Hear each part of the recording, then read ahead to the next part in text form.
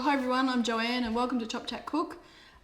Today I've got Kim in the kitchen with me. Welcome, Kim. Thanks, Jo, for having me. Oh, no, it's very exciting. And Kim and I are making jam drops at the stage where we've got the butter and the sugar, and we've added 3 eggs.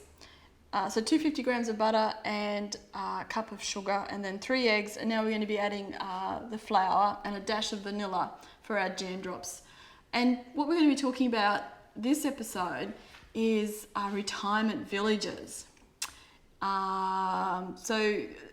I think it's a good conversation to have and to understand the differences between retirement villages and manufactured homes, like a residential park. The retirement villages sort of grew out of in the 1920s and the 1950s, where war widows needed accommodation, so that's sort of where that started.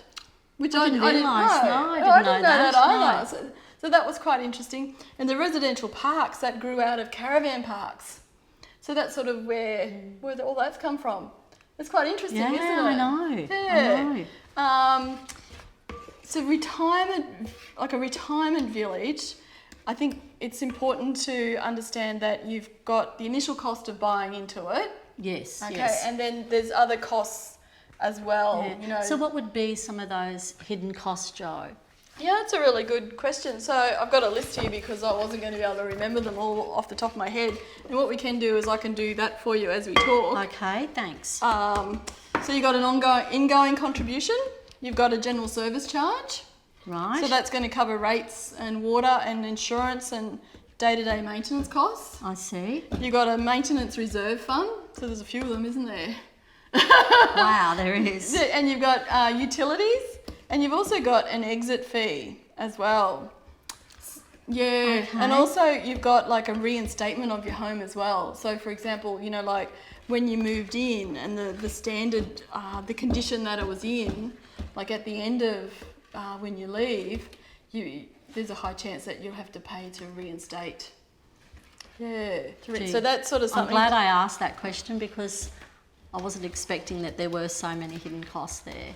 Yeah, and it is quite interesting. So for the exit fee, for example, it's typically 25 to 40% of the selling price of the unit.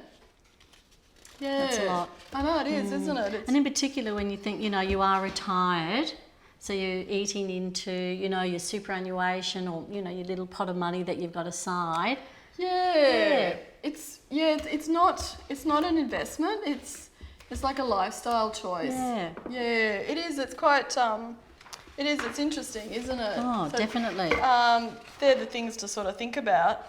I think, you know, the other thing to think about is that if you're considering going into a retirement village, to seek legal advice, you know, from a lawyer who specialises in retirement villages. Because there's different legislation, you know, that looks after retirement villages. So you need a lawyer who is across all of that legislation. And that's it. You've worked hard all your life and sort of thinking now it's a time, you know, to do some things that I really want to do and relax and then, you know, you come across some tricky things. I think you do, and I think that's sort of why you need to get that professional advice. Oh, definitely. Go and seek, to see a lawyer. One that specialises in that area. That's right, and they've recently sort of amended that act to strengthen consumer rights. So there's sort of amendments that have come through. And then the other thing also to remember is that like all of the contracts are going to be different. So again, you know, getting advice on that contract from a lawyer before you sign anything. Yep. Well, I suppose it's like, you know, when you buy a house, you know, you've got your legal documentation, you know, that you seek advice from a lawyer. So why is this any different? Yeah, that's right. It's the same, isn't it? You need to get advice from a lawyer on that. And I think that's sort of like the key points to those retirement villages. And again, just bearing in mind that circumstances change if you're a couple. Yep. You know, have a think about how that might affect your finances. Yeah. So going into something like that too, like so many of them, there's a lot of rules, you know, that, you know, there's only car parking for this, you know, when you've got guests coming or if people are staying over or... So it's looking at, you know, the impact that would have on your, you know, the family. That's a really good point because like if you're... you know, like looking at the provisions, whether, you know, if you have been in a previous situation where you might go away for several months of the year and you want to rent your house out, or, you know, get someone to house sit, like they're all the things to have to understand really well, so that you know exactly what the provisions are, what you're allowed to do. And it also, it's, you know, like there's the disadvantage is that people are all sort of the same age, aren't they? Like they're all going to be sort of in their 50s up to their, or maybe their 80s, thereabouts. So they're all sort of going to be around that same age. That's right. So it's sort of, even though they call them retirement villages, you know, there's, you know, you don't have the, you know, the 20-year-olds. You know, probably not. No, that's right. Not. No, that's right. And what about, you know, with having your pets there? Well, that's a really good point. So, you know, have a look at the contract. I know. To see whether you're allowed to. Yes. Yeah, because... and often there's rules, you know, yes, you can have a puppy, but they must be, like, you know, under this certain weight. Or, you know, no cats, but, you know, you can have a bird. And that's right. Or only one animal.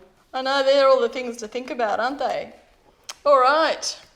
So what are we up to here, Jo? What should I should be doing and not doing? If you stir that one, thanks. Okay. And whoops. What I'm going to do is we're going to add our last cup of flour. And we're pretty close. I'll do a drop of vanilla. I love the smell of vanilla. I know. Oh, it's my favourite, isn't it? It's just... so fresh. Yep, a drop of vanilla. And our last cup, and then that's our mixture. Look at me, I'm messing up your kitchen here, Jo. That's all right. It doesn't matter, hey. And I think that sort of brings us to the end of that discussion about retirement villages. Yeah. So and thanks for sharing that. You know, the information around the hidden costs, because I did not realise, you know, what was involved. So thank you. Yeah, it is. I think it's important, isn't it, to be across all those sorts of things. Definitely. Yeah. Well, thanks Kim, and thanks everyone. Yeah, thanks Jo. Okay. Looks good. Back to this. Now it's getting harder and harder. So.